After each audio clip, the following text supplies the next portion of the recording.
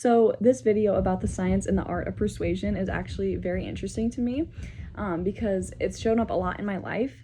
Specifically, my brother, he's very business oriented and he's actually in real estate right now. So he's like always writing contracts and things like this. But a funnier example is me and my two siblings, we take turns doing the dishes.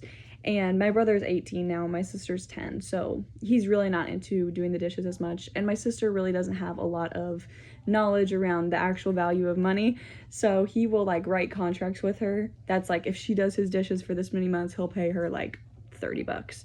And she doesn't really understand it, but it's really interesting to me because whether it's subconsciously or on purpose, I've seen him use all of these methods of persuasion, which, knowing him, he definitely like studied it and uses it. But it's just very interesting to see that.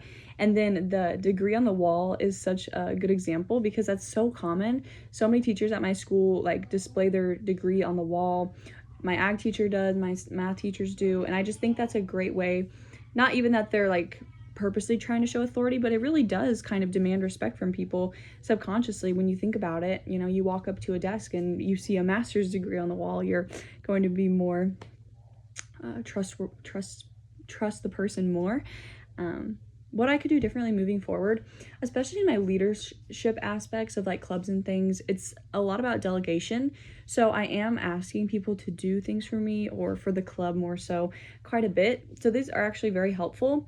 I think that the liking aspect of it is very important. That's something that I really harp on. I am always trying to be nice and appreciative of everything that people do for me, just because that's the nice thing to do. And obviously if people are doing things for you and then you're complaining about it, or you're kind of making fun of what they do or things like that, then they're going to be less likely to help you in the future.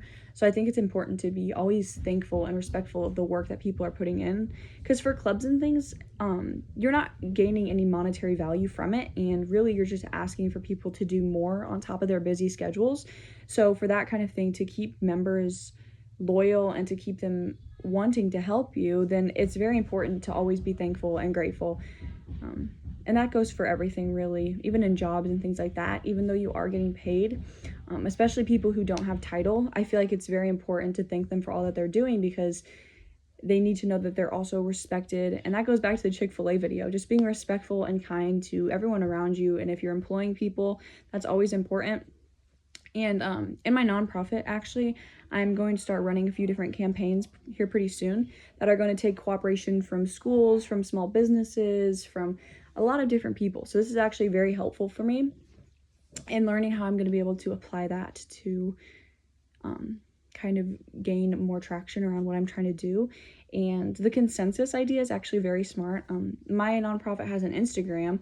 So, you know, say I'm asking for participation from a small business, I can be like, all these small businesses have done it, have said yes, they're super interested, and like, here's my Instagram that shows like what I've done and like all the different businesses that have participated. So I think that's something that I haven't really thought about, but that's a very smart way to get people on your side, because you really do kind of follow the pack in a lot of ways, if you realize it or not.